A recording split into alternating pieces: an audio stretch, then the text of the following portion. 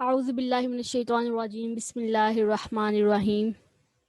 الصلاۃ والسلام علیک یا سیدی یا رسول اللہ وعلی آلک واصحابک یا سیدی یا حبیب اللہ۔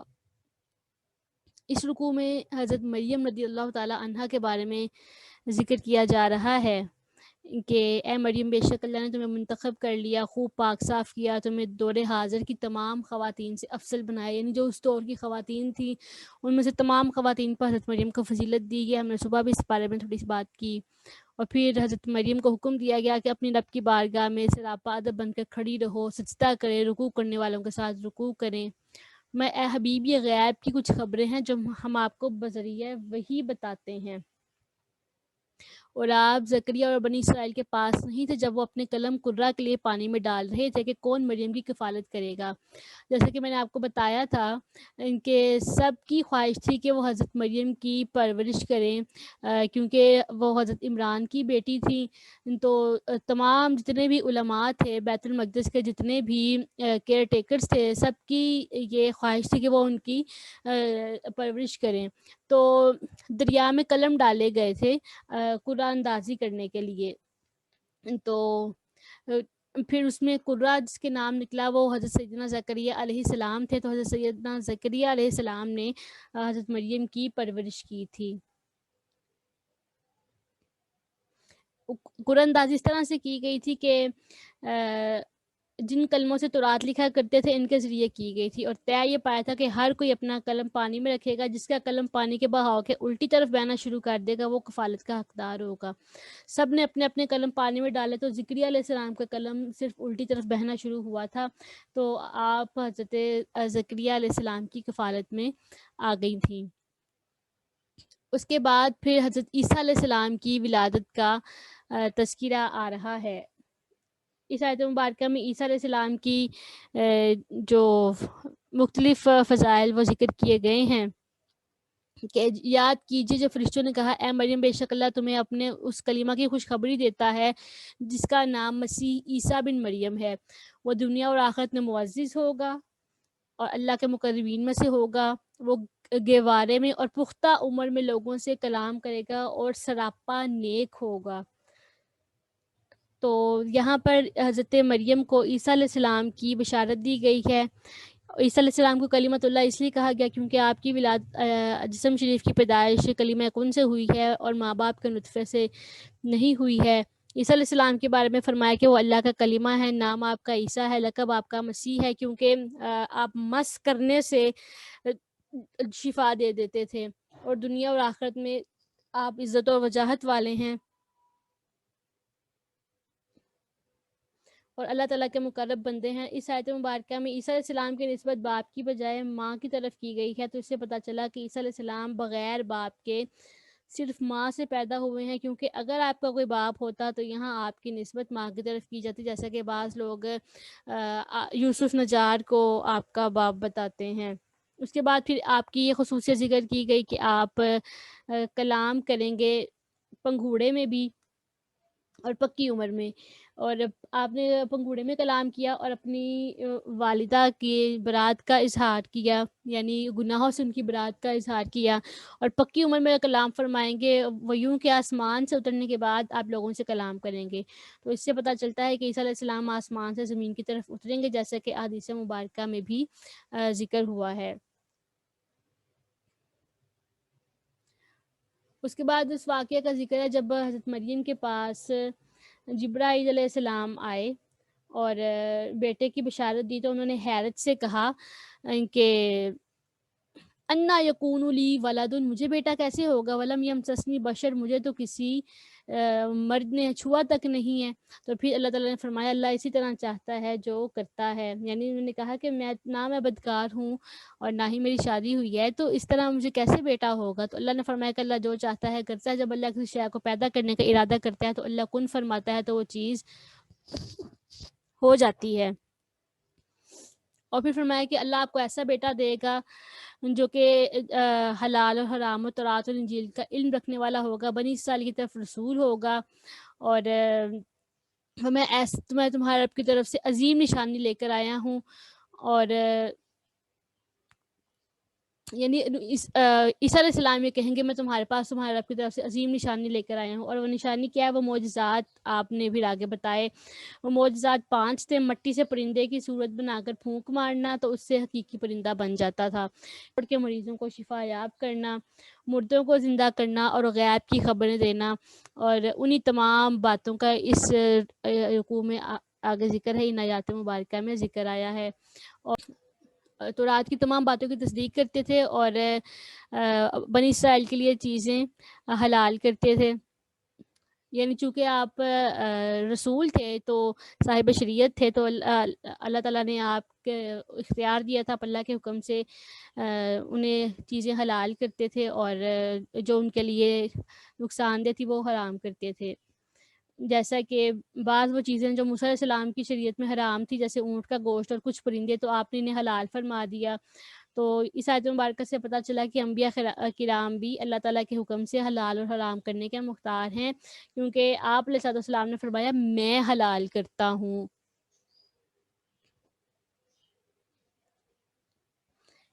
اسی حوالے سے آیت مبارکہ نا سورہ اعراف میں نبی اکرم صلی اللہ علیہ وسلم کے حوالے سے بھی مذکور ہے، بڑی خوبصورت وہ آیت مبارکہ ہے۔ پھر فرمایا کہ جب عیسیٰ نے ان میں کفر محسوس کیا تو کہنے لگے اللہ کی راہ میں میرے مددگار کون ہے؟ حواریوں نے کہا ہم اللہ کے دین کے مددگار ہیں، ہم اللہ پر ایمان لائے اور آپ گواہ ہو جائیں ہم مسلمان ہیں۔ اے ہمارے رب، ہم تیری نازل کی ہوئی انجیل پر ایمان لاتے ہیں اور تیرے رسول پر ایمان لائے، اس لیے ہمیں توحید و رسالت کے گواہوں میں لکھ دے۔ یہودیوں نے عیسیٰ علیہ السلام کو شہید کرنے کی خفیہ منصوبہ بندی کی تو اللہ تعالیٰ نے ان کا خفیہ انتظام کر دیا، اور اللہ بہترین خفیہ انتظام کرنے والا ہے۔ بعض لوگ یہاں پر ترجمہ کرتے ہیں کہ انہوں نے مکر کیا تو اللہ نے بھی مکر کیا۔ یہ مکر کرنا یہ ایک عیب ہے، لیکن جو یہاں پر ترجمہ کیا گیا ہے کہ اللہ نے ان کا خفیہ انتظام فرمایا، یہ ترجمہ بہترین ہے۔ معاملہ یہاں پر جو ذکر کیا جا رہا ہے وہ یہ کہ جب عیسیٰ علیہ السلام نے دیکھا کہ یہودی اپنے کفر پر قائم ہے اور آپ کے قتل کا ارادہ رکھتے ہیں، اور اتنی روشن آیات اور معجزات بھی ان پر اثر نہیں کرتے، اور وجہ اس کی یہ تھی کہ انہوں نے پہچان لیا تھا کہ آپ ہی وہ مسیح ہیں جن کی تورات میں بشارت دی گئی ہے، اور آپ ان کے دین کو منسوخ کریں گے۔ تو جب عیسیٰ علیہ السلام نے دعوت کا اظہار فرمایا تو ان پر بہت بھاری یہ بات گزری، اور وہ آپ کے دشمن بن کے اور آپ کو قتل کرنا کا انہوں نے ارادہ بنا لیا، اور انہوں نے آپ کا انکار کیا۔ تو اس وقت آپ نے فرمایا کہ کون ہے وہ جو اللہ تعالیٰ کی طرف سے میرا مددگار ہوگا، تو اس پر حواریوں نے آپ کی مدد کرنے کا وعدہ کیا۔ حواری وہ مخلص ہیں جو عیسیٰ علیہ السلام کے دین کے مددگار ہیں، آپ پر سب سے پہلے وہ ایمان لے کر آئے، یہ 12 بندے تھے۔ تو اس سے پتہ چلا کہ اب مصیبت کے وقت اللہ تعالیٰ سے کے بندوں سے مدد مانگنا سنت پیغمبر ہے۔ تو حواریوں نے کہا کہ ہم ایمان لائے، اور کہا کہ آپ ہمارے مسلمان ہونے پر گواہ بن جائیں۔ تو اس کے بعد پھر فرمایا وَمَكَرُوا وَمَكَرُ اللَّهُ مَكَرَ اللَّهُ وَاللَّهُ خَيْرُ الْمَاكِرِينَ، یعنی بنی اسرائیل کے یہودیوں نے عیسیٰ علیہ السلام کے ساتھ مکر کیا کہ دھوکے کے ساتھ آپ کے قتل کا انتظام کیا، اور اپنے ایک شخص کو اس کام پر مقرر کر دیا۔ تو اللہ نے ان کے مکر کا یہ بدلہ دیا کہ عیسیٰ علیہ السلام کو آسمان پر اٹھا لیا، اور عیسیٰ علیہ السلام کی شباہت اس بندے پر ڈال دی جو ان کے قتل کے لیے آیا تھا، تو یہودیوں نے اسی کو شبہ پر قتل کر دیا۔ اس کے بعد والی آیات میں بھی رکوع میں بھی عیسیٰ علیہ السلام کے حوالے سے ہی ذکر ہے۔ یہ جو آیت مبارکہ ہے، اس قال اللہ یا عیسیٰ انی متوفی کا ورافیو کا الیہ ومطہرو کا من الذین کفروا، یہاں پر اللہ تعالیٰ نے عیسیٰ علیہ السلام کو 4 باتیں فرمائی ہیں کہ آپ کو پوری عمر کو پہنچاؤں گا، اور اپنی طرف اٹھا لینے کا ذکر ہے، کافروں سے نجات کا ذکر ہے، اور عیسیٰ علیہ السلام کے پیروکاروں کو غلبہ دینے کا ذکر ہے۔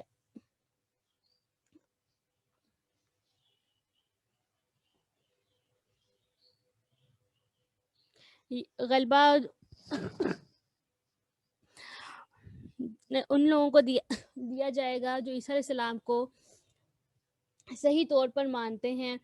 اور وہ عیسیٰ علیہ السلام کو صحیح طور پر ماننے والے یقیناً صرف مسلمان ہیں، کیونکہ یہودی تو ایسے ہی عیسیٰ علیہ السلام کو دشمن ہے۔ عیسائی انہیں خدا مانتے ہیں، تو یہ ماننا تو بدترین قسم کا نام ماننا ہے، کیونکہ عیسیٰ علیہ السلام کے سوا کسی کو معبود نہ مانو۔ عیسیٰ علیہ السلام کی تعلیمات تو یہ تھی، تو انہوں نے تو عیسیٰ علیہ السلام کو خدا بنا دیا تھا، عیسیٰ علیہ السلام ان سے برات کا اظہار کریں گے۔ ایک کثیر عرصہ تک عیسائی یہودیوں کو عیسیٰ علیہ السلام کا قاتل کہتے رہے، کہ جو کیونکہ یہ ان کے نزدیک عیسیٰ علیہ السلام صلیب چڑھ گئے ان کے گناہوں کی کفارے کے لیے۔ ایک کثیر عرصے تک عیسائی یہودیوں کو عیسیٰ علیہ السلام کا قاتل کہتے رہے، لیکن بعد میں بہت سارے ملکی مفادات آڑے آ گئے، جیسے انہوں نے ویٹیکن کونسل جو ہے وہ منعقد ہوئی چرچ کی، تو اس میں انہوں نے اس بات سے انکار کر دیا اور کہہ دیا نہیں جی یہودی تو نہیں ہے بلکہ رومی حکومت عیسیٰ علیہ السلام کے قتل کی ذمہ دار ہے، تو ریاستی مفاد بندے سے بہت کچھ کروا دیتا ہے۔ اسی لیے نبی اکرم صلی اللہ علیہ وسلم نے ارشاد فرمایا نا کہ عہدہ امتحان ہوتا ہے، جس کے پاس عہدہ ہو وہ بہت بڑی آزمائش میں ہوتا ہے، تو بہت کم لوگ ہی اس میں سرخرو ہو پاتے ہیں۔ تو فرمایا کہ پھر میں آپ کو پیروکاروں کو جو ہے نا قیامت تک برتری دوں گا، اور پھر جو انہوں نے کفر کیا انہیں دنیا اور آخرت میں عذاب ملے گا، اور پھر آگے ایمان والوں کے بارے میں فرمایا کہ اللہ تعالیٰ ان کو پورا اجر دے گا۔ پھر فرمایا بے شک اللہ تعالیٰ کے ہاں عیسیٰ علیہ السلام کی مثال آدم علیہ السلام کی طرح ہے کہ اللہ نے اس کا جسم مٹی سے بنایا، پھر اسے فرمایا ہو جا تو وہ فوراً انسان ہو گیا۔ علاقہ نجران کے عیسائیوں کا ایک وفد نبی پاک صلی اللہ علیہ وسلم کے پاس آیا، اور وہ لوگ نبی پاک علیہ السلام سے کہنے لگے کہ آپ گمان کرتے ہیں کہ عیسیٰ علیہ السلام اللہ کے بندے ہیں؟ فرمایا ہاں اس کے بندے ہیں، اس کے رسول ہیں، اس کا کلمہ ہے جو اس نے کنواری پاک مریم کو عطا فرمایا۔ عیسائی یہ سن کر بہت غصے میں آئے، کہنے لگے اے محمد صلی اللہ علیہ وسلم، کیا تم نے کبھی بے باپ کا انسان دیکھا ہے؟ تو اس سے ان کا مطلب یہ تھا کہ وہ خدا کے بیٹے ہیں۔ تو اس پر یہ آیت مبارکہ نازل ہوئی اور بتایا کہ عیسیٰ علیہ السلام تو صرف بغیر باپ کے پیدا ہوئے ہیں، جبکہ آدم علیہ السلام تو ماں باپ دونوں کے بغیر مٹی سے پیدا ہوئے ہیں۔ جب انہیں پھر اللہ کا مخلوق اور اللہ کا بندہ مانتے ہو تو عیسیٰ علیہ السلام کو اللہ کا مخلوق اور بندہ ماننے میں تمہیں کیا تعجب ہے؟ تو فرمایا کہ یہی آپ کے رب کی طرف سے حق ہے، تو شک کرنے والوں میں سے نہ ہونا۔ اور جو پھر بندہ اے محبوب صلی اللہ علیہ وسلم آپ سے عیسیٰ علیہ السلام کے بارے میں جھگڑے بعد اس کے کہ اس کے پاس علم آ چکا ہے، تو آپ نے فرمائے آؤ ہم اپنے اور تمہارے بیٹوں، اپنی اور تمہاری عورتوں، ہم اپنے آپ کو اور تمہیں بلائیں، پھر سراپا عز و نیاز بن کر دعا کریں اور جھوٹوں پر خدا کی لعنت ڈالیں، بے شک یہی سچا بیان ہے، اللہ کے سوا کوئی سچا معبود نہیں۔ یہ آیت مباہلہ ہے۔ پہلے مباہلہ کا معنی سمجھ لیں۔ اس کا عمومی مفہوم یہ ہے کہ دو مد مقابل افراد آپس میں یوں دعا کریں کہ اگر تم حق پر اور میں باطل پر ہوں تو اللہ مجھے ہلاک کرے، اور اگر میں حق پر اور تم باطل پر ہو تو اللہ تعالیٰ تمہیں ہلاک کرے۔ پھر یہی بات دوسرا فریق بھی کہے۔ اب جو واقعہ ہوا تھا اس سلسلے میں وہ میں آپ کو بتاتی ہوں کہ جب نبی پاک صلی اللہ علیہ وسلم نے نجران کے عیسائیوں کو یہ آیت پڑھ کر سنائی اور مباہلہ کی دعوت دی تو کہنے لگے ہم غور اور مشورہ کر لیں، کل ہم آپ کو جواب دیں گے۔ جب وہ جمع ہو گئے تو انہوں نے اپنے سب سے بڑے عالم کو اور صاحب رائے جن کا بندہ تھا، اس کا نام تھا عاقب، اسے کہا اے عبد المسیح، مباہلہ کرنے کے بارے میں تمہاری کیا رائے ہے؟ اس نے کہا کہ اے نصارہ کی جماعت، تو پہچان چکے ہو محمد نبی تو ہیں، اگر تم نے ان سے مباہلہ کیا تو سب ہلاک ہو جاؤ گے، اب اگر نصرانیت پر قائم رہنا چاہتے ہو تو انہیں چھوڑ دو اور گھر چلو۔ یہ مشورہ ہونے کے بعد وہ نبی پاک صلی اللہ علیہ وسلم کی بارگاہ میں حاضر ہوئے۔ انہوں نے دیکھا کہ حضور علیہ السلام کی گود میں امام حسین ہے، دستے مبارک میں امام حسن کا ہاتھ ہے، اور حضرت فاطمہ اور حضرت علی حضور علیہ السلام کے پیچھے ہیں، اور حضور صلی اللہ علیہ وسلم ان سب سے فرما رہے ہیں جب میں دعا کروں تو تم سب نے آمین کہنا ہے۔ جب نجران کے سب سے بڑے عیسائی پادری نے یہ معاملہ دیکھا تو کہنے لگا اے نصارہ کی جماعت، میں ایسے چہرے دیکھ رہا ہوں کہ اگر یہ لوگ اللہ تعالیٰ سے پہاڑ کو ہٹا دینے کی بھی دعا کریں تو اللہ تعالیٰ پہاڑ کو جگہ سے ہٹا دے گا۔ ان سے مباہلہ نہ کرنا ورنہ ہلاک ہو جاؤ گے، اور قیامت تک روئے زمین پر کوئی عیسائی باقی نہ رہے گا۔ تو یہ سن کر انہوں نے نبی پاک علیہ السلام کی خدمت میں عرض کیا کہ مباہلہ کی تو ہماری رائے نہیں ہے، ہم البتہ جزیہ دینے کے لیے تیار ہیں۔ نبی پاک علیہ السلام نے فرمایا اس ذات کی قسم جس کے قبضہ قدرت میں میری جان ہے، نجران والوں پر عذاب قریب آ ہی چکا تھا، اگر وہ مباہلہ کرتے تو وہ بندروں اور سوروں کی صورت میں مسخ کر دیے جاتے اور جنگل آگ سے بھڑک اٹھتا اور نجران اور وہاں کے رہنے والے پرندے تک نیست و نابود ہو جاتے اور 1 سال کے عرصے میں تمام نصارہ ہلاک ہو جاتے۔ اس کے بعد جو رکوع شروع ہو رہا ہے اس کو شروع میں ہی اختلاف ختم کرنے کا ایک نہایت خوبصورت طریقہ بتایا ہے۔ وہ کیا ہے؟ فرمایا کہ قُلْ يَا أَهْلَ الْكِتَابِ تَعَالَوْا إِلَىٰ كَلِمَةٍ سَوَاءٍ بَيْنَنَا وَبَيْنَكُمْ أَلَّا نَعْبُدَ إِلَّا اللَّهَ وَلَا نُشْرِكَ بِهِ شَيْئًا وَلَا يَتَّخِذَ بَعْضُنَا بَعْضًا أَرْبَابًا مِّن دُونِ اللَّهِ، یعنی تم فرماؤ کہ اے اہل کتاب ایسے کلمہ کی طرف آؤ جو ہم میں اور تم میں یکساں ہے. وہ کیا ہے؟ وہ یہ ہے کہ ہم عبادت نہیں کریں گے مگر خدا کی، اور اس کا شریک کسی کو نہیں کریں گے، اور ہم میں سے کوئی ایک دوسرے کو رب نہ بنا لے اللہ کے سوا. پھر اگر وہ نہ مانے تو کہہ دو گواہ رہو کہ ہم مسلمان ہیں. یعنی اہل کتاب کو 3 چیزوں کی طرف دعوت دی ہے. پہلے یہ کہ اللہ کے سوا کسی کی عبادت نہیں کرنی، اور وہ یہ چیز ہے جس میں قرآن، تورات اور انجیل سب متفق ہیں. ہر نبی کا یہی پیغام تھا کہ توحید کی پیروی کی جائے. دوسرا یہ اللہ کا شریک نہ ٹھہرایا جائے، نہ عیسیٰ علیہ السلام کو، نہ عزیر علیہ السلام کو، نہ اور کسی شے کو. تیسری بات یہ ہے کہ ہم میں سے کوئی کسی کو اپنا رب نہ بنائے، جیسے یہود و نصارہ نے اپنے علماء اور پادریوں کو بنا رکھا تھا اور ان کے احکام کو اللہ کے حکم کے برابر وہ سمجھا کرتے تھے.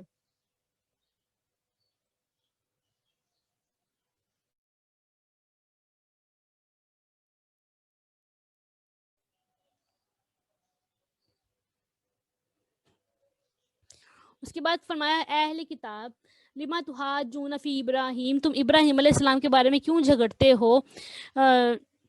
حالانکہ تورات اور انجیل تو اتری ہی ان کے بعد. یعنی کہا کرتے تھے نا کہ ابراہیم علیہ السلام یہودی ہیں یا نصرانی ہیں، تو ابراہیم علیہ السلام یہودی نصرانی کیسے ہو سکتے ہیں جبکہ تورات اور انجیل تو آئی ہی آپ کے بعد اور ابراہیم علیہ السلام پہلے ہیں. تو ابراہیم علیہ السلام یہودی اور نصرانی کیسے ہو سکتے ہیں؟ نجران کے عیسائیوں اور یہودی علماء کے درمیان ابراہیم علیہ السلام کے بارے میں مناظرہ ہوا تھا. تو یہودی کہتے تھے کہ آپ یہودی ہیں، اور عیسائی کہتے تھے کہ ابراہیم علیہ السلام عیسائی ہیں،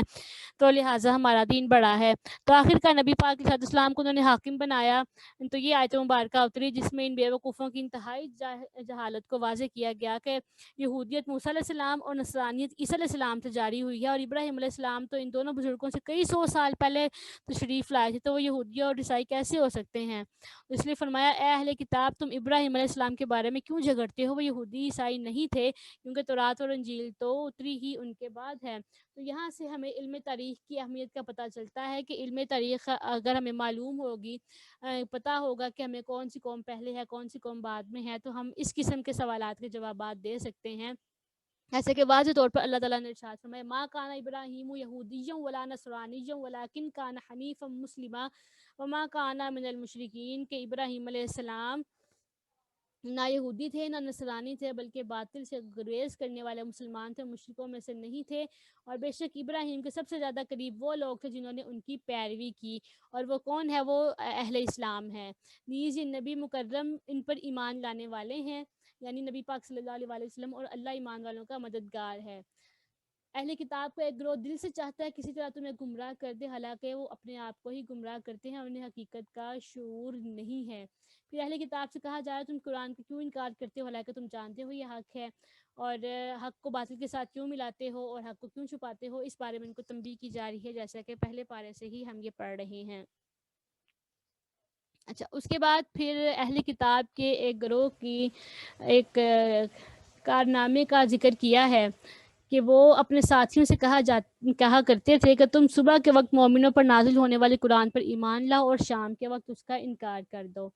یہ ان کی اسلام کی مخالفت میں دن رات نئی سازشیں چلتی رہتی تھی. خیبر کے 12 یہودی علماء نے آپس میں مشورہ کر کے یہ سازش تیار کی کہ ان کی ایک جماعت صبح کے وقت اسلام لائے گی اور شام کو مرتد ہو جائے گی، یعنی دین سے پھر جائے گی، اور لوگوں سے کہے کہ ہم نے اپنی کتابوں میں جو دیکھا ہے تو ثابت ہوا کہ وہ نبی نہیں ہے جن کی ہماری کتابوں میں خبر ہے، تاکہ اس حرکت سے مسلمانوں کو اپنے دین میں شبہ پیدا ہو جائے اور وہ اپنے دین سے پھر جائیں. لیکن اللہ تعالیٰ نے یہ آیت مبارکہ نازل فرما کر ان کا یہ راز فاش کر دیا اور ان کا یہ مکر و فریب نہ چل سکا، اور مسلمان پہلے سے ہی باخبر ہو گئے. تو ہمیں اس بات سے باخبر رہنا چاہیے کہ کافروں کی طرف سے سازشوں کا سلسلہ ہمیشہ سے جاری ہے. آج بھی ایسی سازشیں پکڑی جاتی ہیں کہ جھوٹی فلمیں بنائی جاتی ہیں بالکل، تو اس طرح سے لوگوں کو اسلام سے اور مسلمانوں سے متنفر کیا جاتا ہے. اس کے بعد فرمایا اور تم اپنے دین کے پیروکاروں کے علاوہ کسی کے لیے تسلیم نہ کرو کہ اسے بھی تم جیسی نعمتیں عطا کی گئی ہیں، اور نہ یہ تسلیم کرو کہ کوئی شخص تمہارے رب کے پاس تم پر غالب آ جائے گا. تو اے حبیب آپ فرما دیجیے اصل ہدایت اللہ کی ہی ہے، اور یہ بھی فرما دیجیے کہ فضل و کرم تو اللہ کے قبضے میں ہے، وہ جسے چاہتا ہے عطا فرماتا ہے، اور اللہ تعالیٰ وسیع علم والا ہے اور اپنی رحمت سے جسے چاہتا ہے مخصوص فرما دیتا ہے، اور اللہ تعالیٰ عظیم فضل والا ہے. یہودی ایک تو آپس میں سازشیں بناتے تھے، دوسرے ایک دوسرے سے کہتے تھے کہ صرف اسی کا یقین کرو جو تمہارے دین کی پیروی کرنے والا ہو، اور اس بات پر ہرگز یقین نہ کرو کہ کسی اور کو بھی ویسی ہدایت، دین، کتاب و حکمت و شرافت و فضیلت مل سکتی ہے۔ مقصد ان کا کہنے کا یہ تھا کہ نبوت صرف بنی اسرائیل کو ملی ہے، ان کو سوا کسی کو بھی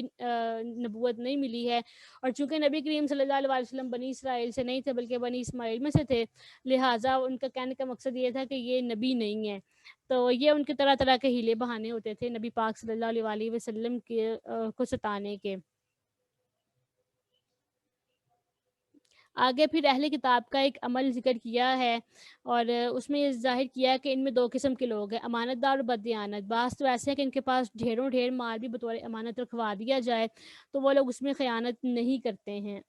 بغیر کمی بیشی کے ادا کر دیتے ہیں، جیسے حضرت عبداللہ بن سلام جن کے پاس ایک قریشی نے 12 اوقیہ آج کل کے حساب سے 147 کلو سونا امانت رکھوایا تھا، آپ نے اس کو ویسے ہی ادا کر دیا۔ بعض اہل کتاب اتنے بددیانت ہے کہ تھوڑے سے مال پر بھی ان کی نیت بگڑ جاتی ہے، جیسا کہ فخاس بن آزورہ نامی یہودی تھا جس کے پاس کسی نے ایک اشرفی امانت رکھی، اور وہ اس قدر بددیانت نکلا کہ اس نے وہ ایک اشرفی جو تھی وہ بھی اس کو واپس نہ کی۔ تو ان دونوں قسم کے لوگوں کے بارے میں فرمایا کہ اہل کتاب کے میں سے کچھ تو ایسے ہیں کہ وہ بہت زیادہ ایماندار ہیں، اور بعض ایسے ہیں کہ وہ بہت زیادہ ہی خائن ہیں۔ اور اس کے بعد فرمایا کہ ہاں کیوں نہیں جو وعدہ پورا کرے اور اللہ سے ڈرے تو اللہ تعالیٰ متقین کو پسند فرماتا ہے، اور بے شک جو لوگ اللہ کے عہد اور اپنی قسموں کے بدلے حقیر سے قیمت لے لیتے ہیں ان کے لیے آخرت میں کوئی حصہ نہیں۔ اللہ اکبر کا ان کے لیے آخرت میں کچھ حصہ نہیں، اللہ قیامت کے دن ان سے بات تک نہیں کرے گا، نہ ان کی طرف نظر رحمت فرمائے گا، استغفر اللہ، نہ انہیں گناہوں سے پاک کرے گا، اور ان کے لیے دردناک عذاب ہے۔ آگے پھر یہودیوں کا ہی ایک عمل ذکر کیا گیا ہے، ان کے بعض یہودی تو ایسے ہیں جو تورات پڑھتے ہیں تو پڑھتے وقت زبان کو بل دے کر تحریف کرتے ہیں۔ یہ ان کا مشغلہ ہی یہی تھا کہ وہ اپنی پسند کے احکامات گھڑنے کے لیے اور اس کے بدلے میں پیسے لینے کے لیے تورات میں تحریفات کیا کرتے تھے، جو بھی جی چاہتا تھا اس میں رد و بدل کر دیتے تھے۔ اس کے بعد انبیاء کرام کی شان بیان کی گئی ہے، ان کے کسی آدمی کو یہ حق حاصل نہیں کہ اللہ تعالیٰ اسے کمال علم اور عمل عطا فرمائے، اسے گناہوں سے معصوم بنائے اور پھر وہ لوگوں کو اپنی عبادت کی دعوت دے۔ یہ انبیاء کرام سے ناممکن ہے کہ اللہ تعالیٰ کے سوا وہ کسی کی عبادت کا حکم دے۔ تو ان کی طرف جو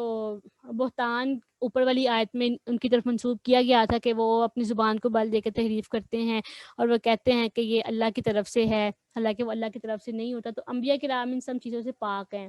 انبیاء کرام صرف اور صرف اللہ تعالیٰ کی عبادت کی دعوت دیا کرتے تھے۔ اس کے بعد یہ اس وعدے کا ذکر آ رہا ہے اگلے رکوع میں جو اللہ تعالیٰ نے انبیاء کرام سے وعدہ لیا تھا۔ حضرت سیدنا علی رضی اللہ تعالیٰ عنہ فرماتے ہیں کہ اللہ تعالیٰ نے آدم علیہ السلام کے بعد اور آدم علیہ السلام کو اور ان کے بعد جس کو بھی نبوت عطا فرمائی ان سے نبی پاک علیہ السلام کے بارے میں یہ وعدہ لیا، اور ان انبیاء نے اپنی قوموں سے وعدہ لیا کہ اگر ان کی حیات میں نبی پاک صلی اللہ علیہ وسلم مبعوث ہوں تو وہ آپ پر ایمان لائیں اور آپ کی مدد اور نصرت کریں گے۔ تو اس سے پتہ چلا کہ ہمارے پیارے آقا صلی اللہ علیہ وسلم تمام انبیاء کرام میں سب سے افضل ہیں۔ اس آیت میں نبی پاک علیہ السلام کے بہت سے عظیم فضائل جو ہیں وہ ذکر کیے گئے ہیں، وہ میں آپ کو بتاتی ہوں، اور کچھ پوائنٹس ہیں۔ بعض لوگوں نے تو اس ایک آیت کی تفسیر میں نا پوری کتابیں لکھی ہیں، تو جو اس آیت مبارکہ میں نبی پاک علیہ السلام کی عظمت کے حوالے سے نکات ہے وہ میں آپ کو بتاتی ہوں کہ نبی پاک علیہ السلام کی شان میں اللہ تعالیٰ نے یہ محفل قائم کی، انبیاء کرام کو جمع کیا، خود نبی پاک صلی اللہ علیہ وسلم کی عظمت کو بیان کیا، اور نبی پاک صلی اللہ علیہ وسلم کی عظمت کے سامعین کے لیے کائنات کے مقدس ترین افراد انبیاء کرام کو منتخب کیا۔ کائنات وجود میں آنے سے پہلے حضور علیہ السلام کا ذکر جاری ہوا اور آپ کی عظمت کا بیان ہوا۔ آپ صلی اللہ علیہ وسلم کو تمام نبیوں کا نبی بنایا کہ تمام انبیاء کو بطور خاص آپ پر ایمان لانے اور مدد کرنے کا حکم ارشاد کیا گیا۔ انبیاء کرام نے اس اقرار کا باقاعدہ اعلان کیا، اقرار کے بعد انبیاء کو ایک دوسرے پر گواہ بنایا گیا، اور اللہ تعالیٰ نے فرمایا میں تمہارے اس اقرار پر خود بھی گواہ ہوں کہ جو تم نے اقرار کیا ہے۔ انبیاء کرام سے اقرار کرنے کے بعد پھر جانا متصور نہیں ہے کہ انبیاء کرام سے انکار کریں گے، پھر بھی اس اقرار کے بعد جو پھرے وہ نافرمانوں میں سے شمار ہوگا۔ تو یہ اس میں نبی پاک صلی اللہ علیہ وسلم کی بہت زیادہ عظمت و شان ذکر کیا۔ میں آیت مبارکہ ایک دفعہ پڑھ دیتی ہوں۔ اور اور اے حبیب بیان کیجیے جب اللہ نے نبیوں سے حلفیہ وعدہ لیا کہ جب میں تمہیں کتاب و حکمت عطا کروں پھر تمہارے پاس عظیم رسول تمہاری کتابوں کی تصدیق کرتے ہوئے تشریف لائیں تو ضرور ضرور ان پر ایمان لانا اور لازماً ان کی امداد کرنا۔ فرمایا کیا تم نے اقرار کیا؟ تو اور اس پر میرا بھاری عہد قبول کر لیا؟ سب نے عرض کیا ہم اقرار کرتے ہیں۔ تو پھر اس کو پکا کرنے کے لیے فرمایا تم ایک دوسرے پر گواہ ہو جاؤ اور میں بھی تمہارے ساتھ گواہوں میں ہوں، بس جو لوگ اس پختہ عہد کے بعد پھریں گے وہی نافرمان ہوں گے۔ پھر اس کے بعد فرمایا کہ کیا تو پھرنے والے اللہ کے دین کے سوا کوئی دوسرا دین تلاش کر رہے ہیں، حالانکہ آسمانوں اور زمینوں کے باشندوں نے خوشی یا مجبوری سے اس کے حضور گردن جھکا دی ہے اور سب اسی کی طرف لوٹائے جائیں گے۔ یعنی کیا لوگ اللہ کے دین کے علاوہ کوئی اور دین چاہتے ہیں، حالانکہ آسمانوں اور زمینوں میں جو کوئی بھی ہے، فرشتے، انسان، جنات، سب خوشی یا مجبوری سے اللہ کی بارگاہ میں ہی جھکتے ہیں۔ تو فرمایا کہ اے حبیبہ فرما دیجیے ہم اللہ پر ایمان لائے، اس قرآن پر ایمان لائے جو ہم پر اتارا گیا ہے، ان کتابوں پر جو ابراہیم، اسماعیل، اسحاق، یعقوب اور ان کی اولاد پر نازل ہوئیں۔ یعنی یہودیوں اور عیسائیوں نے تو کیا کیا کچھ نبیوں کی طرف منسوب نہیں کیا، اور انبیاء کرام پر درست طریقے سے ایمان بھی نہیں لاتے۔ تو ان کے مقابلے میں مسلمانوں سے کہا جا رہا ہے تم کہو کہ ہم سب نبیوں پر ایمان لاتے ہیں، سب کتابوں پر ایمان لاتے ہیں، چاہے وہ ابراہیمی صحیفے ہوں یا موسیٰ علیہ السلام یا عیسیٰ علیہ السلام یا دوسرے انبیاء کرام کی کتابیں اور صحیفے ہوں، ہم سب پر ایمان لاتے ہیں۔ اور جو اب اسلام کے علاوہ کوئی اور دین طلب کرے گا، یعنی وہ کہتا ہے جی میں یہودی ہو جاؤں یا نصرانی ہو جاؤں، تو فرمایا اسے ہرگز قبول نہیں کیا جائے گا۔ اب جنت میں جانے کے لیے اور نجات پانے کے لیے جو دین ہے وہ صرف اور صرف دین اسلام ہی ہے۔ تو فرمایا تو اللہ ان لوگوں کو کیسے ہدایت دے سکتا ہے جو ایمان لینے کے بعد ایمان لائے، انہوں نے گواہی دی کہ اللہ کے سچے رسول ہیں، ان کے پاس کھلی نشانیاں آ گئی، پھر وہ کافر ہو جائے، تو ایسے لوگ تو ہدایت یافتہ نہیں ہیں۔ تو آگے انہیں لوگوں کے بارے میں سزا کا ذکر ہے، اور جو ایمان والے ہیں ان کے لیے جزا کا ذکر ہے۔ پھر آگے بھی یہی فرمایا کہ بے شک وہ لوگ جنہوں نے ایمان کے بعد کفر اختیار کیا پھر کفر میں مزید آگے ہوئے تو ان کی نزاع کے وقت توبہ قبول نہیں کی جائے گی، کیونکہ تب تو سارا کچھ دیکھ لیا نا، فرشتے آگے تو دیکھ لیا کہ واقعی قیامت حق ہے، اللہ کی ذات حق ہے، تو پھر اس کا ایمان قبول نہیں کیا جائے گا۔ اور فرمایا جنہوں نے کفر کیا اور وہ کفر کی حالت میں مر گئے، ان میں سے ایک شخص اپنی خلاصی کے لیے اتنا سونا دے گا جو پوری زمین کو بھر دے، تو وہ بھی اس سے ہرگز قبول نہیں کیا جائے گا۔ یہی وہ لوگ ہیں جن کے لیے دردناک عذاب ہے، ان کے لیے کوئی مددگار نہیں۔ دنیا میں تو لوگ رشوت دے کے چھوٹ جاتے، لیکن قیامت والے دن اس قسم کا کوئی بھی چانس نہیں ہوگا، سب نے اپنے اعمال لے کر جانے، کسی کو دولت کے بنیاد پر کسی قسم کا فائدہ نہیں ملے گا۔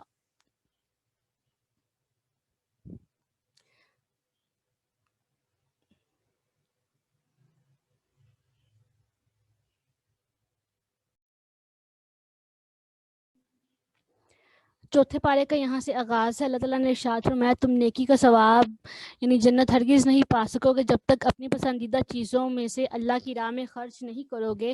اور تم جو کچھ بھی خرچ کرو گے تو بے شک اللہ تعالیٰ اسے خوب جانتا ہے۔ اس آیت مبارکہ میں بھلائی سے مراد تقوی اور فرما برداری ہے، اور جنت بھی ہے۔ اور خرچ کرنے کے بارے میں حضرت عبداللہ بن عمر رضی اللہ تعالیٰ عنہ نے فرمایا کہ یہاں خرچ کرنے میں واجب اور نفلی تمام صدقات داخل ہیں۔ حضرت حسن بصری رضی اللہ تعالیٰ عنہ اس حوالے سے فرماتے ہیں کہ جو مال مسلمانوں کو محبوب ہو اسے اللہ تعالیٰ کی رضا کے لیے خرچ کرنے والا اس آیت مبارکہ کی فضیلت میں داخل ہے، چاہے وہ ایک کھجور ہی کیوں نہ ہو۔ حضرت ابو طلحہ انصاری رضی اللہ تعالیٰ عنہ مدینے میں بڑے مالدار تھے، انہیں اپنے اموال میں بیرہا نامی ایک باغ بہت پسند تھا۔ جب یہ آیت مبارکہ نازل ہوئی تو انہوں نے نبی پاک صلی اللہ علیہ وسلم کی بارگاہ میں کھڑے ہو کر عرض کیا مجھے اپنے اموال میں بیرہا باغ بہت پسند ہے، میں اسی کو اللہ کی راہ میں صدقہ کرتا ہوں۔ سبحان اللہ، کیا صحابہ کا جذبہ تھا۔ تو حضور صلی اللہ علیہ وسلم نے اس پر بہت خوشی کا اظہار کیا، اور پھر حضرت ابو طلحہ رضی اللہ تعالیٰ عنہ نے وہ مال صدقہ کر دیا۔ حضرت عمر بن دینار رضی اللہ تعالیٰ عنہ فرماتے ہیں کہ جب یہ آیت مبارکہ نازل ہوئی تو حضرت زید بن حارثہ نے اپنے پسندیدہ گھوڑے کو نبی پاک علیہ السلام کی بارگاہ میں پیش کیا کہ آپ اسے صدقہ فرما دیں، تو آپ نے وہ گھوڑا ان کے بیٹے اسامہ کو دے دیا۔ تو حضرت زید نے کہا یا رسول اللہ میں نے اسے اللہ کی راہ میں صدقہ دینے کا ارادہ کیا تھا، تو آپ نے کہا بے شک تیرا صدقہ قبول کر لیا گیا، یعنی آپ نے ان سے لے لیا، صدقہ قبول کر لیا اور بعد میں ان کو بیٹے کو دے دیا اور فرمایا کہ آپ کا صدقہ قبول ہو گیا۔ حضرت عمر بن عبدالعزیز کو شکر بہت پسند تھی، تو آپ شکر کی بوریاں خرید کے صدقہ کیا کرتے تھے۔ کسی نے کہا آپ اس کی قیمت کیوں نہیں صدقہ کرتے؟ تو آپ نے کہا شکر مجھے پسند ہے اور میں چاہتا ہوں کہ اپنی پسندیدہ چیز کو اللہ کی بارگاہ میں صدقہ کروں۔ پھر فرمایا کل طعام کان حلا لبنی اسرائیل الا ما حرم اسرائیل علی نفسہ من قبل ان تنزل التوراۃ قل فاتوا بالتوراۃ فاتلوها ان کنتم صادقین۔ مدینہ منورہ کے یہودیوں نے نبی اکرم صلی اللہ علیہ وسلم پر اعتراض کیا کہ آپ اپنے آپ کو ملت ابراہیمی پر خیال کرتے ہیں، حالانکہ ابراہیم علیہ السلام اونٹ کا گوشت اور دودھ نہیں کھاتے تھے، جبکہ آپ کھاتے ہیں، تو آپ ملت ابراہیمی پر کیسے ہو سکتے ہیں؟ تو نبی پاک صلی اللہ علیہ وسلم نے فرمایا کہ یہ چیزیں ابراہیم علیہ السلام پر حلال تھیں۔ یہودی کہنے لگے نوح علیہ السلام پر بھی حرام تھیں، حضرت ابراہیم علیہ السلام پر بھی حرام تھی اور ہم تک حرام ہی چلی آ رہی ہیں۔ تو اس پر اللہ تعالیٰ نے یہ آیت مبارکہ نازل فرمائی اور بتایا یہودیوں کا یہ دعویٰ غلط ہے۔ یہ چیزیں ابراہیم علیہ السلام پر، اسماعیل علیہ السلام پر، اسحاق علیہ السلام پر، یعقوب علیہ السلام سب پر حلال تھیں۔ یعقوب علیہ السلام نے کسی سبب سے ان کو اپنے اوپر حرام فرما لیا تھا اور یہ حرمت ان کی اولاد میں پھر باقی رہی۔ یہودیوں نے اس کا انکار کیا تو نبی پاک صلی اللہ علیہ وسلم نے فرمایا تورات میں یہ مضمون موجود ہے، اگر تمہیں اس سے انکار ہے تو تورات لے کر آؤ، میں تمہیں اس میں سے نکال کر دکھا دیتا ہوں۔ تو نبی پاک صلی اللہ علیہ وسلم نے فرمایا کہ لے کر آؤ، میں تمہیں دکھا دیتا ہوں کہ ابراہیم علیہ السلام پر یہ چیزیں حلال تھیں۔ تو اس پر یہودیوں کو اپنی ذلت و رسوائی کا خوف ہوا تو وہ تورات نہیں لے کر آئے، تو ان کا جھوٹا ہونا ظاہر ہو گیا۔ تو ہمیں پتہ چلا کہ احکام کا منسوخ ہونا دوسری شریعتوں میں بھی ہوتا آ رہا ہے، جس پر کسی قسم کا کوئی بھی اعتراض نہیں ہے۔ اس کے بعد فرمایا انا اول بیت وضع للناس للذی ببکۃ مبارکا وہدی للعالمین فیہ آیات بینات مقام ابراہیم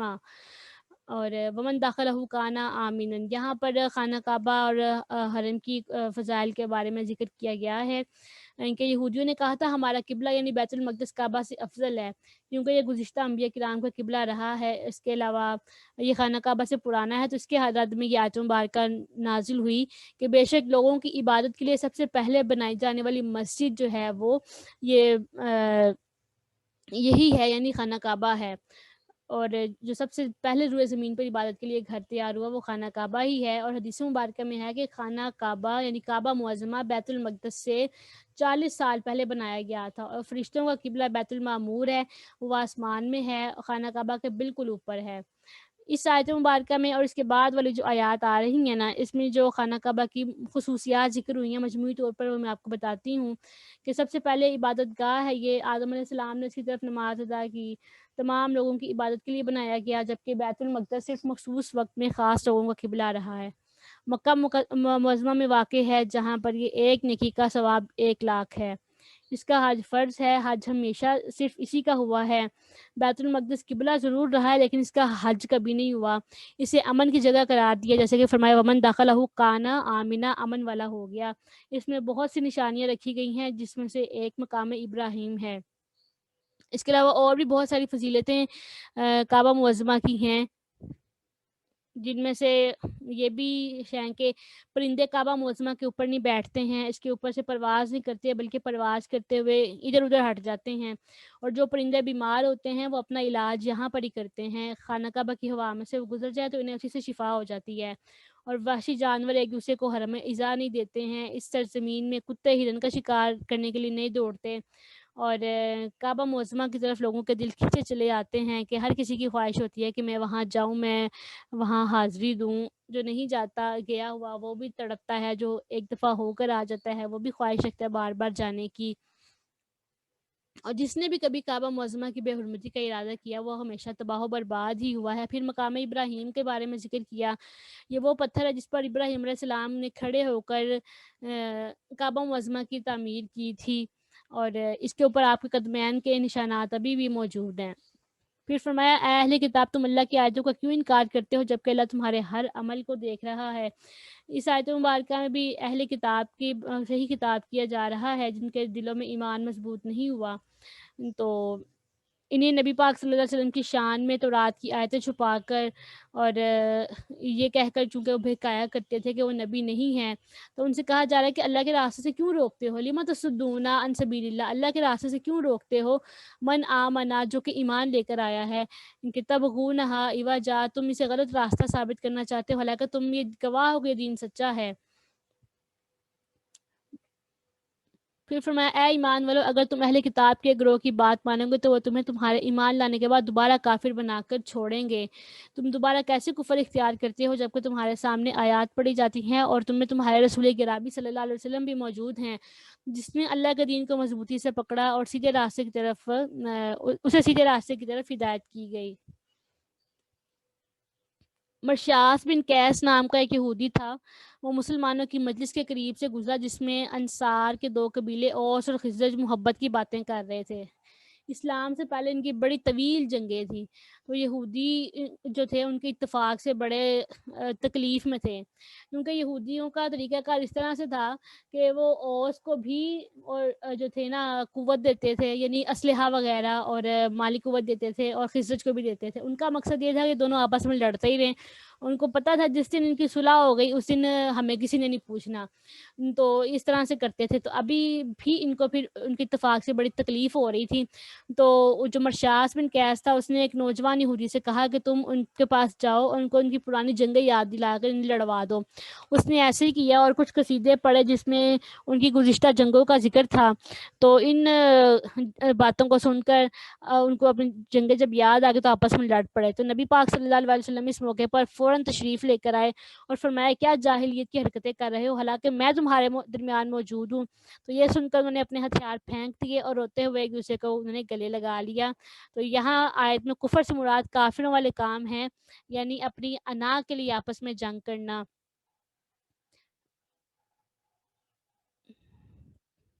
اور پھر فرمایا تم کفر کیوں کرتے ہو؟ یہاں صحابہ کرام سے خطاب ہے کہ اے صحابہ کی جماعت، تم کافروں کی طرح آپس میں کیسے لڑ سکتے ہو جبکہ نبی پاک علیہ السلام کو صحبت یافتہ ہو، نبی پاک علیہ السلام تمہارے درمیان میں موجود ہیں، تو تم تقوی اختیار کرو اور اللہ تعالیٰ سے ڈرو۔ یا ایھا الذین آمنو، اے ایمان والو، اتقوا اللہ، اللہ سے ڈرو، حتی تقاتی، جیسے اس سے ڈرنے کا حق ہے، یعنی جس قدر تم سے ہو سکے تم اللہ تبارک و تعالیٰ سے ڈرو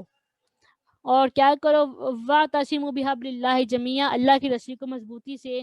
پکڑ لو اور تفرقہ نہ کرو، اللہ کے احسان کو یاد کرو، یعنی وہ لڑ رہے تھے نا تو ان کو یاد دلایا جا رہا ہے کہ جب تم ایک دوسرے کے دشمن تھے پھر اللہ نے تمہارے دلوں میں الفت پیدا کر دی اور تم اس کے فضل سے بھائی بھائی بن گئے، اور تم دوزخ کے گڑھے کے کنارے پر تھے تو اللہ نے تمہیں اس دوزخ سے بچا لیا۔ اس طرح اللہ تمہیں اپنی آیتیں بیان فرماتا ہے تاکہ تم ہدایت پا جاؤ۔ اس آیت مبارکہ میں ان افعال اور ان حرکات کی ممانعت کی گئی ہے جو مسلمانوں کے درمیان تفریق کا سبب ہوں، تو فرمایا کہ تم سب مل کر اللہ کی رسی کو مضبوطی سے تھام لو اور آپس میں فرقوں میں تقسیم نہ ہو دو جیسے یہود و نصارہ نے فرقے بنا لیے تھے۔ اصل راستہ اور طریقہ مذہب اہل سنت ہی ہے، اس کے علاوہ کوئی اور راہ اختیار کرنا دین میں تفریق کرنا ہے اور یہ منع ہے۔ بعض لوگ یہ آیت لے کر اہل سنت سمیت تمام کو غلط قرار دیتے ہیں، یہ بالکل غلط ہے، کیونکہ حکم یہ ہے جس طریقے پر مسلمان چلتے آ رہے ہیں جو صحابہ سے جاری ہے اور سنت سے ثابت ہے اس سے نہیں ہٹنا۔ اہل سنت اور سنت رسول اور جماعت صحابہ کے طریقے پر چلتے آ رہے ہیں، سمجھایا تو ان لوگوں کو جائے گا نا جو ان سے ہٹے ہیں۔ یہ ایسے ہی جیسے ایک خاندان میں اتفاق اور اتحاد کے ساتھ صحیح اصولوں پر جو ہے ایک خاندان زندگی گزار رہا ہو، ان میں سے ایک بندے نے غلط راستہ اختیار کر کے انتشار پھیلایا ہو تو اس کو سمجھایا جائے گا، نہ کہ جو درست لوگ ہیں ان کو کہا جائے گا کہ آپ بھی غلط ہو جاؤ۔ حبل اللہ کی تفسیر میں مفسرین کے مختلف اقوال ہیں۔ حضرت عبداللہ بن مسعود کہتے ہیں اس سے مراد اللہ کی جماعت ہے، حبل اللہ سے مراد جماعت ہے، اور جیسے حدیث مبارکہ میں فرمایا تم جماعت کو لازم کر لو۔ اب یہاں یہ بھی سوال پیدا ہوتا ہے کہ جماعت سے کیا مراد ہے؟ جماعت سے مراد مسلمانوں کی اکثریت ہے، یہ نہیں کہ تین بندے مل کے جماعت مسلمین نام رکھ لیں کہ قرآن نے ہماری ٹولی میں داخل ہونے کا کہا ہے، ہماری جماعت میں داخل ہونے کا کہا ہے۔ اگر ایسا ہی حکم ہے تو پھر کل کوئی اپنا نام رسول رکھ کے بولے گا قرآن میں جہاں کہیں بھی رسول کی اطاعت کا حکم ہے وہاں پر میری اطاعت کا حکم ہے، تو اللہ تعالیٰ جاہلوں سے ہمیں پناہ میں رکھے۔ پھر فرمایا اللہ کی نعمت کو یاد کرو۔ کہ جب جن میں سے ایک نعمت یہ بھی ہے کہ تم آپس میں ایک دوسرے کے دشمن تھے، تمہارے درمیان طویل عرصے سے جنگیں جاری تھیں، یہاں تک کہ اوس اور خزرج کی ایک لڑائی آپ امیجن کریں 120 سال تک جاری رہی۔ اس کی وجہ سے دن رات قتل و غارت گری ان کے درمیان رہتی تھی، لیکن اسلام کی بدولت وہ آپس میں بھائی بھائی بن گئے، ساری دشمنیاں ختم ہو گئیں اور سب آپس میں ایک دوسرے کے خیر خواہ بن گئے۔ نبی اکرم صلی اللہ علیہ وآلہ وسلم کی صدقے دولت ایمان حاصل ہوا، اور اگر وہ اسی کفر کی حالت میں مر جاتے تو یقیناً جہنم میں جاتے۔ تو نبی پاک علیہ السلام ہمیں جہنم سے جنت کی طرف لے کر جاتے ہیں۔ آپ نے خود فرمایا کہ میری مثال اس شخص کی طرح ہے جس نے آگ جلائی، جب اس آگ نے ارد گرد کو روشن کر دیا تو اس میں پتنگے اور حشرات الارض گرنے لگے۔ وہ شخص ان کو آگ میں گرنے سے روکتا ہے اور آگ ان میں غالب آ جاتی ہے، یعنی وہ غالب آتے ہیں اور آگ میں دڑا دڑ گر رہے ہیں۔ تو فرمایا میری مثال اور تمہاری مثال بھی ایسے ہی ہے، میں تمہیں کمر سے پکڑ پکڑ کر جہنم میں جانے سے روک رہا ہوں۔ سبحان اللہ، کیا خوبصورت آپ مثال بیان فرما رہے ہیں کہ میں تمہیں پکڑ پکڑ کر جہنم میں جانے سے روک رہا ہوں اور کہہ رہا ہوں کہ جہنم کے پاس سے دور چلے جاؤ، دور چلے جاؤ، اور تم میری بات نہ مان کر پتنگوں کی طرح آگ میں گرنے کی طرح جہنم میں گرتے چلے جا رہے ہو۔ تو جب ہمارے نبی صلی اللہ علیہ وسلم ہماری اتنی پرواہ کرنے والے ہیں تو ہمیں بھی آپ کے احکامات پر عمل کرنا چاہیے۔ اس کے بعد فرمایا کہ وَلْتَكُن مِّنكُمْ أُمَّةٌ يَدْعُونَ إِلَى الْخَيْرِ وَيَأْمُرُونَ بِالْمَعْرُوفِ وَيَنْهَوْنَ عَنِ الْمُنكَرِ وَأُولَٰئِكَ هُمُ الْمُفْلِحُونَ۔ فرمایا چونکہ یہ تو ممکن نہیں ہے کہ تمام کے تمام مسلمان ایک ہی کام میں لگ جائیں، لیکن اتنا ضرور ہونا چاہیے کہ مسلمانوں کا ایک گروہ ایسا ہو جو لوگوں کو بھلائی کی طرف بلائے، انہیں نیکی کی دعوت دے، اچھے کام کا حکم دے اور برائی سے ان کو منع کرے۔ تو مجموعی طور پر دین کی تبلیغ کرنا فرض کفایہ ہے۔ اس کی بہت ساری صورتیں ہیں، جیسا کہ مصنفین کتابیں لکھتے ہیں، تقریریں کی جاتی ہیں، مبلغین بیان کرتے ہیں، انفرادی طور پر لوگوں کو دعوت دی جاتی ہے، یہ تمام کام تبلیغ کے زمرے میں آتے ہیں اور بقدر اخلاص ہر ایک کو اس کی فضیلت ملتی ہے۔ یہ قولی طور پر بھی ہوتی ہے اور عملی طور پر بھی ہوتی ہے، اور بعض اوقات عملی تبلیغ قولی تبلیغ سے زیادہ مؤثر ہوتی ہے، یعنی انسان اپنے عمل سے لوگوں کو تبلیغ کرے، عمل سے کام کر کے دکھائے۔ جہاں کوئی بندہ کسی برائی کو روکنے پر قادر ہو وہاں اس کو برائی سے روکنا دوسرے کو فرض عین ہے، جیسے کہ نبی پاک صلی اللہ علیہ وسلم نے ارشاد فرمایا تم میں سے جو بندہ برائی دیکھے تو اسے ہاتھ سے روک دے، اگر اس کی طاقت نہ ہو تو زبان کے ذریعے روکے، اگر اس کی بھی طاقت نہ ہو تو دل میں برا جانے، کیونکہ یہ ایمان کا کمزور ترین درجہ ہے۔ اور حضرت سیدنا ابو ہریرہ رضی اللہ تعالیٰ عنہ سے مروی ہے حدیث مبارکہ کہ تم ضرور نیکی کا حکم دو گے اور برائی سے منع کرو گے، اگر ایسا نہیں کرو گے تو اللہ تم میں سے برے لوگوں کو مسلط کر دے گا، پھر تمہارے نیک لوگ دعا کریں گے تو تمہاری دعا بھی پوری نہیں ہوگی، استغفر اللہ۔ اسی طرح حضرت علی رضی اللہ تعالیٰ عنہ فرماتے ہیں کہ نیکیوں کا حکم کرنا اور برائیوں سے روکنے بہترین جہاد ہے۔ اور حضرت عرس بن عمیرہ کنڈی رضی اللہ تعالیٰ عنہ سے روایت ہے کہ نبی پاک صلی اللہ علیہ وسلم نے فرمایا کہ جب زمین میں گناہ کیا جائے تو جو وہاں موجود ہے مگر اسے برا جانتا ہے وہ اس کی مثل ہے جو وہاں نہیں ہے، اور جو وہاں نہیں ہے لیکن اس پر راضی ہے تو وہ اسی کی مثل ہے کہ جیسے وہ وہاں پر حاضر ہے۔ اس کے بعد فرمایا کہ ان لوگوں کی طرح نہ ہو جانا جن کے پاس روشن نشانیاں آ چکی تھیں لیکن اس کے باوجود وہ فرقوں میں بٹ گئے اور انہوں نے دین کے بارے میں اختلاف کیا، ان کے لیے بہت بڑا عذاب ہے۔ یعنی یہ کہا جا رہا ہے کہ یہود و نصارہ کی طرح تفرقہ بازی میں نہ پڑ جانا۔ نبی اکرم صلی اللہ علیہ وسلم نے فرمایا میری امت کبھی گمراہی پر جمع نہیں ہوگی، جب تم اختلاف دیکھو تو بڑی جماعت کو پکڑ لو۔ یعنی آپ علیہ السلام کی نگاہ دوربین یہ دیکھ رہی تھی کہ اختلافات ہونے ہی ہونے ہیں، تو اس لیے آپ صلی اللہ علیہ وسلم نے کہہ دیا کہ جب طرح طرح کے نئے نئے فرقے پیدا ہو رہے ہوں تو تم بڑی جماعت کو لازم پکڑ لو۔ آج کل جو بھی فرقہ پیدا ہوتا ہے وہ اس حکم کی مخالفت کر کے پیدا ہوتا ہے، یعنی امت کو گمراہ اس نے کہنا ہوتا ہے اور مسلمانوں میں تفرقہ بازی وہ ڈالتا ہے۔ تو حدیث مبارکہ کے مطابق وہ شیطان کا شکار ہے، تو اللہ تعالیٰ ہم سب کو ان تفرقہ بازیوں سے محفوظ رکھے اور صحیح جو اللہ تعالیٰ نے کا راستہ ہے، نبی پاک علیہ السلام اور آپ کے صحابہ آپ کے اہل بیت کا راستہ ہے، ان پر ہمیں چلنے کی توفیق عطا فرمائے۔ اس کے بعد پھر فرمایا کہ کچھ دن جو اس قیامت والے دن کچھ چہرے سیاہ ہوں گے اور کچھ چہرے جو ہیں وہ روشن ہوں گے، اور جن کے چہرے روشن ہوں گے وہ یقیناً اہل ایمان ہوں گے، اور جن کے چہرے سیاہ ہوں گے وہ یقیناً کفار ہوں گے۔ اور کافروں سے کہا جائے گا کیا تم ایمان لانے کے بعد کافر ہوئے تھے؟ اب چونکہ تم ایمان لانے کے بعد کافر ہوئے تھے لہٰذا تم اپنے کفر کا بدلہ چکھو۔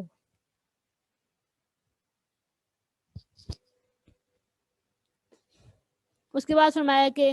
اللہ ہی کے لیے زمین و آسمان کی ہر چیز ہے اور اللہ کی طرف تمام اعمال لوٹائے جائیں گے۔ اس کے بعد امت محمدیہ صلی اللہ علیہ وآلہ وسلم کی خصوصیت کا ذکر کیا جا رہا ہے کہ کنتم خیر امتن، تم بہترین امت ہو۔ یہودیوں میں سے مالک بن سیف اور وہب بن یہودہ نے حضرت عبداللہ بن مسعود وغیرہ صحابہ کرام سے کہا تھا کہ ہم تم سے افضل ہیں اور ہمارا دین تمہارا دین سے بہتر ہے۔ تو اس پر یہ آیت مبارکہ نازل ہوئیں کہ نہیں جی اہل اسلام بہترین امت ہے۔ کیوں بہترین امت ہے؟ اور اس کی وجہ بھی بتائی کہ وہ نیکی کا حکم دیتے ہیں، برائی سے منع کرتے ہیں۔ تو جس بنیاد پر ہمیں بہترین امت ہمیں کہا گیا ہے تو ہمیں پھر نیکی کا حکم دینا چاہیے اور برائی سے منع کرنا چاہیے۔ اور اللہ پر ایمان رکھتے ہیں تو ہمیں اپنی ایمان اور اعتقاد کو بھی درست رکھنا چاہیے ہمیشہ۔ اور فرمایا کہ اہل کتاب ایمان لے آتے تو ان کے لیے بہتر ہوتا۔ اس آیت مبارکہ میں نبی پاک صلی اللہ علیہ وسلم کی امت کو تمام امتوں سے افضل فرمایا گیا ہے، اور بعض آیات میں بنی اسرائیل کو بھی تمام جہانوں پر افضل فرمایا گیا ہے، جیسے سورہ بقرہ میں ہم نے پڑھا۔ لیکن ان کا افضل ہونا ان کے زمانے کے لیے تھا، جبکہ حضور علیہ السلام کی امت کا افضل ہونا دائمی ہے۔ یہ بات میں دوبارہ ریپیٹ کر دوں کہ نیکی کی دعوت دینا یہ بہت بڑا عظیم منصب اور عہدہ ہے جو اللہ تبارک و تعالیٰ نے اپنے انبیاء کو عطا فرمایا ہے۔ جب نبی پاک علیہ السلام نے اپنے نبی پاک علیہ السلام کو مبعوث فرمایا تو نبوت کا دروازہ ہمیشہ کے لیے بند کر دیا، آپ تاجدار ختم نبوت ہیں۔ تو پھر اللہ تعالیٰ نے اپنے نبی صلی اللہ علیہ وسلم کی امت کو اس منصب سے سرفراز فرمایا کہ وہ اس تبلیغ کی خوبی کو نبھائیں گے، اور اس وجہ سے پھر ان کو عظیم امت کہا۔ حضور صلی اللہ علیہ وسلم سے عرض کی گئی لوگوں میں بہتر کون ہے؟ تو آپ نے فرمایا کہ اپنے رب سے زیادہ ڈرنے والا، رشتہ داروں سے صلہ رحمی کرنے والا، اور سب سے زیادہ نیکی کا حکم دینے والا، اور سب سے زیادہ برائی سے منع کرنے والا بہترین ہے۔ اس کے بعد جو آیات میں ذکر آ رہا ہے کہ یہودیوں میں سے اہل کتاب میں سے جو مسلمان ہو جاتا تھا نا اسے بہت زیادہ اذیت پہنچائی جاتی تھی، جیسے کہ حضرت عبداللہ بن سلام اور ان کے ساتھی جو اسلام لے کر آئے تھے۔ جب وہ اسلام لے کر آئے تو ان کے جو لوگ تھے نا وہ دشمن ہو گئے۔ تو پھر اللہ تعالیٰ نے ان کی تسلی کے لیے کہا کہ مسلمانوں یہودی تمہیں زبانی ایذا رسانے کے سوا کوئی نقصان نہیں دے سکتے ہیں، اور اگر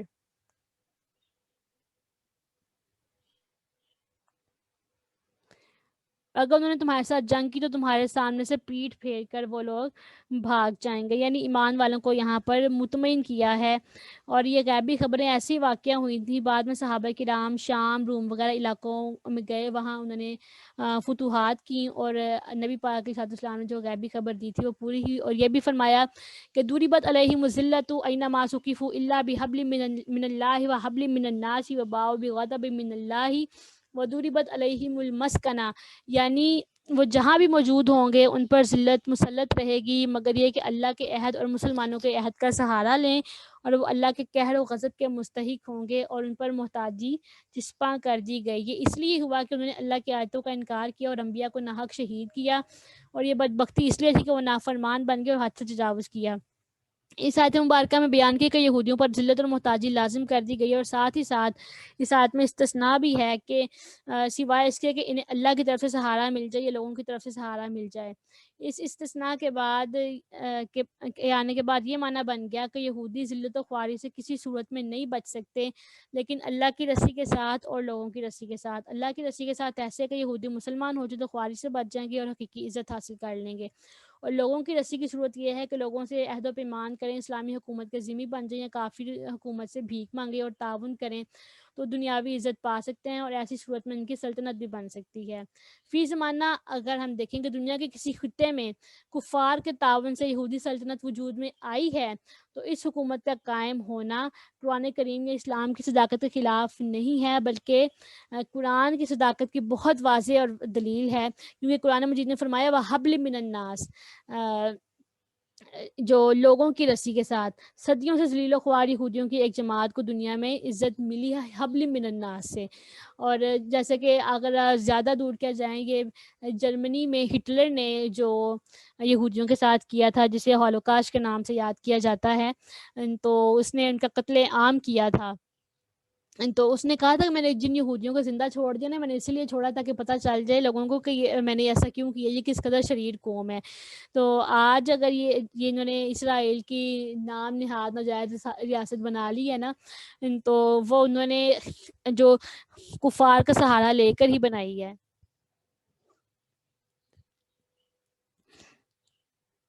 اس کے بعد فرمایا لیسو سواء، سب اہل کتاب برابر نہیں، اہل کتاب میں سے کچھ حق پر قائم ہیں اور وہ رات کے حصوں میں تہجد پڑھتے ہوئے اللہ کی آیتوں کی تلاوت کرتے ہیں، اللہ اور قیامت کے دن پر ایمان رکھتے ہیں، نیکی کا حکم دیتے ہیں، برائی سے منع کرتے ہیں، نیک کاموں میں بڑھ چڑھ کے حصہ لیتے ہیں. یہ لوگ اولیاء میں سے ہیں، صالحین میں سے ہیں، اور جو بھی تم نیک کام کرو گے اس کے ثواب سے ہرگز تم محروم نہیں رہو گے، اور اللہ پرہیزگاروں کو خوب خوب جانتا ہے. حضرت عبداللہ بن سلام اور ان کے ساتھی ایمان لے کر آئے تو یہودی علماء نے جل بھن کر کہا کہ محمد مصطفیٰ صلی اللہ علیہ وآلہ وسلم پر ہم میں سے جو ایمان لائے وہ برے لوگ ہیں. جب حضرت عبداللہ بن سلام ایمان لے کر آئے نا، تو آپ نے نبی پاک صلی اللہ علیہ وسلم سے کہا کہ میں اپنے قبیلے کا نا بہت معزز بندہ ہوں، تو آپ یہودیوں کو بلائیں اور ذرا حجت ان پر قائم کر دیں. آپ ان سے پوچھیے گا کہ عبداللہ بن سلام کیسا بندہ ہے، وہ کہیں گے کہ وہ بڑا اچھا ہے، وہ بہت بڑا عالم ہے، اس کا باپ بھی بڑا اچھا بندہ تھا. تو آپ صلی اللہ علیہ وسلم نے یہودیوں کو بلایا، عبداللہ بن سلام اندر کمرے میں چلے گئے. تو آپ صلی اللہ علیہ وسلم نے یہودیوں سے پوچھا کہ تم کہا اسلام لے آؤ. انہوں نے کہا کہ ہم نہیں جانتے آپ کیا کہہ رہے ہیں. تو آپ نے کہا اچھا یہ بتاؤ اگر عبداللہ بن سلام کیسا ہے. انہوں نے کہا کہ وہ معزز ہے، ہماری قوم کا معزز بندہ ہے، بہت بڑا عالم ہے، اس کا والد بہت اچھا بندہ تھا.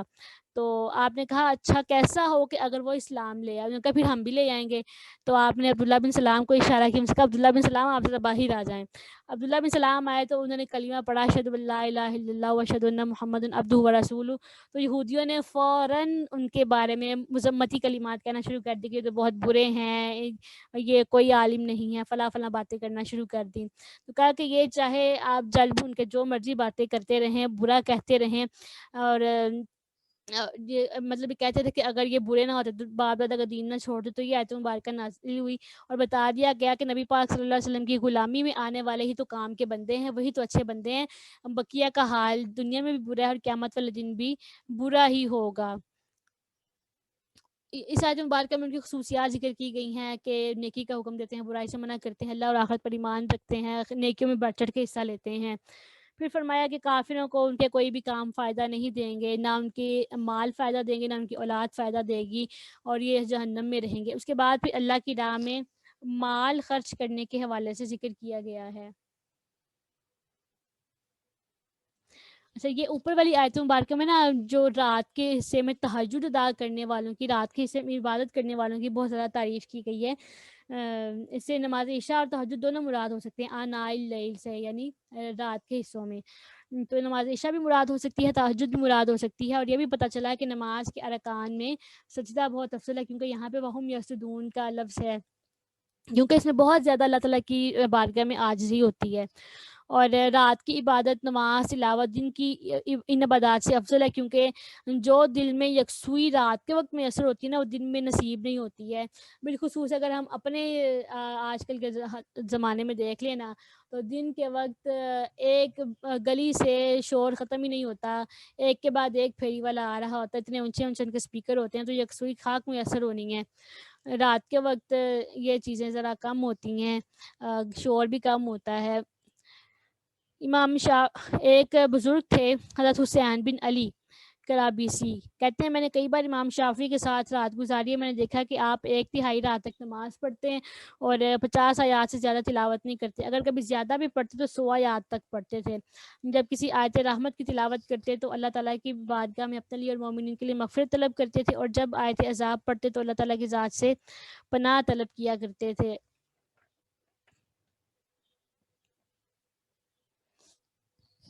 اس کے بعد ایمان والوں کے اللہ کی راہ میں مال خرچ کرنے کی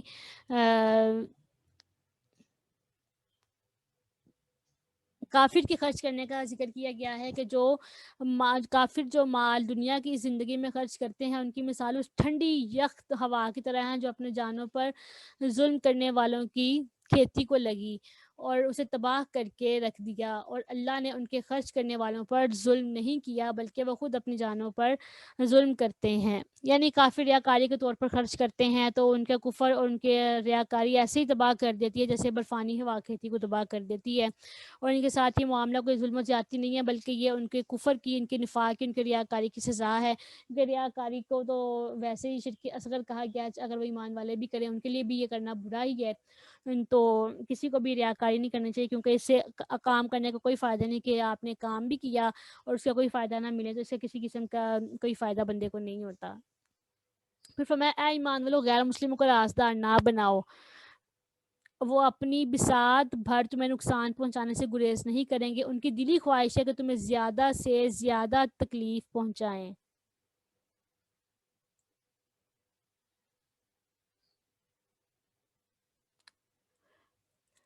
بے شک دشمنی ان کی زبانوں سے چھلک رہی ہے، اور جس دشمنی کو ان کے سینے میں چھپائے ہوئے ہیں وہ اس سے زیادہ بری ہے. یعنی منہ پر تو چاہے وہ اچھا بہت خوش انداز میں بات کریں، لیکن فرمایا کہ حقیقت میں وہ بہت زیادہ مسلمانوں کا دشمن ہے، اور جو دشمنی انہوں نے دلوں میں چھپائی ہوئی ہے وہ اس سے کہیں بڑھ کر ہے جو وہ ظاہر کرتے ہیں. اور فرمایا کہ اے مومنو سنو، تم اتنے سادہ لوگ ہو کہ ان سے محبت کرتے ہو حالانکہ وہ تم سے بالکل محبت نہیں کرتے، اور تم ان کو پوری کتاب پر ایمان رکھتے ہو. تم ان کی پوری کتاب پر، یعنی ہم تمام کتابوں کی تصدیق کرتے ہیں نا کہ یہ اللہ تعالیٰ کی طرف سے ہیں، اس کے حق ہونے کو ہم مانتے ہیں. اور فرمایا کہ اور جب وہ تم سے ملتے ہیں تو کہتے ہیں ہم ایمان لائے، اور جب تنہا ہوتے ہیں تو تمہارے خلاف غصے کی وجہ سے انگلیوں کے پورے چباتے ہیں. تو آپ فرما دیجئے اپنے غصے میں جل کر مر جو، بے شک اللہ دلوں کی باتوں کو خوب جانتا ہے. اور اگر تمہیں کوئی بھلائی پہنچے تو انہیں یہ بات تکلیف دیتی ہے، اور اگر تمہیں کوئی مصیبت پہنچے تو اس پر جشن مناتے ہیں، اور اگر تم ان کی ایذا رسانی پر صبر کرو اور اللہ سے ڈرتے رہو تو ان کی سازش تمہارا کچھ بھی بگاڑ نہیں سکے گی. آج کل ہم کافروں سے تعلقات بڑھاتے ہیں اور اہل ایمان کو طرح طرح کی تکلیف پہنچاتے ہیں کافروں کے ساتھ دوستی کی پینگیں بڑھانے کے لیے، جبکہ قرآن مجید میں یہ دیکھیں پورا رکوع آپ کے سامنے ہے کہ اللہ تعالیٰ نے فرمایا کہ یہ کافر آپ کی ذرا بھی دوست نہیں ہو سکتے، یہ ذرا بھی آپ سے محبت کا مظاہرہ اہل ایمان سے نہیں کر سکتے. ان کے دل سینے جو ہیں یہ غیظ و غضب سے جلے پڑے ہیں کہ اہل ایمان کو کسی قسم کی بھلائی پہنچ کیسے رہی ہے. تو ہم کس قسم کی ان سے بھلائی کی توقع کر رہے ہیں، اور کون سے ہم نے خواب سجا رکھے ہیں اپنی آنکھوں میں. تو ہمیں غور کرنا چاہیے. اس کے بعد پھر اللہ تعالیٰ نے یہ بتایا کہ اتنے دشمن ہیں تمہارے، اتنی تمہاری برائی چاہتے ہیں. پھر اس کے بعد پھر غزوہ بدر کا ذکر کیا. غزوہ بدر کے بعد پھر پہلے غزوہ احد کا ذکر کیا، پھر غزوہ بدر کا ذکر کیا کہ تمہارے اتنے دشمن ہیں کہ تم سے جنگیں کرنے نکل آتے ہیں. اور اس کے بعد ان دونوں غزوات کا ذکر کیا اور مسلمانوں کو ان کی جو لڑائی ہوئی تھی اس بارے میں ذکر کیا. یہاں پر یہ جو بدر تھا یہ بہت بڑا معرکہ تھا کفر اور اسلام کا، کہ اہل اسلام نے رمضان المبارک میں سپر پاور کو جو ہے نا وہ ختم کر کے رکھ دیا تھا. ان کے کفر کے بڑے بڑے سرغنے جو تھے اہل ایمان نے نیست و نابود کر کے رکھ دیے تھے. تو وہ اسی خفگی کو وہ برداشت کر رہے تھے، اور وہ پھر انہوں نے تیاری شروع کی. اور پھر اگلے سال احد کا پھر معرکہ پیش آیا. اس میں مسلمانوں کو وقتی طور پر کچھ ہزیمت ہوئی تھی، اور اس کی وجہ یہ تھی کہ نبی اکرم صلی اللہ علیہ وسلم نے کہا تھا کہ آپ نے درہ چھوڑ کر نہیں آنا. لیکن جب انہوں نے دیکھا کہ کافر پیچھے ہٹ رہے ہیں تو مسلمان مال غنیمت حاصل کرنے کے لیے نیچے آ گئے. اور پھر جو کافروں نے دوبارہ پلٹ کر حملہ کیا تو اس میں پھر کچھ نقصان مسلمانوں کو بھی اٹھانا پڑا. تو اس بارے میں یہاں پر فرمایا جا رہا ہے، اور جو مسلمانوں کی پھر بدر میں مدد ہوئی اس کے بارے میں یہاں پر ذکر ہے. اچھا، یہاں پر بتانے کا مقصد یہ ہے کہ اللہ تعالیٰ نے یہ ظاہر کیا کہ اے اہل اسلام، تم نے بدر میں نبی پاک علیہ السلام کے حکم کی ہو بہو پیروی کی تو تمہیں کس قدر فائدہ حاصل ہوا، اور بعد میں تم سے خطا ہو گئی تو اور جب عہد کے موقع پر نبی اکرم صلی اللہ علیہ وسلم کے حکم کو چھوڑ کر تم نے ظاہر پر عمل کیا تو کیا نقصان ہوا، یہ اللہ تعالیٰ نے اس نقصان کو یہاں پر واضح کر دیا۔ اس پر کوئی بھی صحابہ کرام پر اعتراض نہیں کر سکتا کہ صحابہ نے کیا کر دیا یا کیا کیا، کیونکہ اللہ تبارک و تعالیٰ نے ان کی اس خطا کو بھی معاف فرما دیا تھا۔ اور فرمایا کہ اللہ تعالیٰ نے مسلمانوں کی مدد اس لیے بھی فرمائی کہ کافروں کے بڑے بڑے سردار مارے جائیں، گرفتار کیے جائیں، تو بدر میں پھر ایسا ہی معاملہ ہوا تھا۔ اس کے بعد آخر میں ایک بیر معونہ کا ایک واقعہ ہے، اس کا ذکر ہے۔ یہ لیس لک من الامر شیء او یتوب علیہم او یعذبہم فانہم ظالمون وللہ ما فی السماوات و ما فی الارض یغفر لمن یشاء و یعذب من یشاء واللہ غفور رحیم۔ ہجرت کے چوتھے سال سفر کے مہینے میں نبی پاک صلی اللہ علیہ وسلم نے 70 قرہ صحابہ کو مکہ مکرمہ اور اصفان کے درمیان ایک جگہ بیر معونہ کی طرف بھیجا تھا تاکہ وہاں کے لوگوں کو قرآن پاک اور دینی مسائل کی تعلیم دیں۔ عامر بن طفیل نے دھوکے سے انہیں شہید کر دیا۔ ان کافروں کے خلاف نبی پاک علیہ السلام نے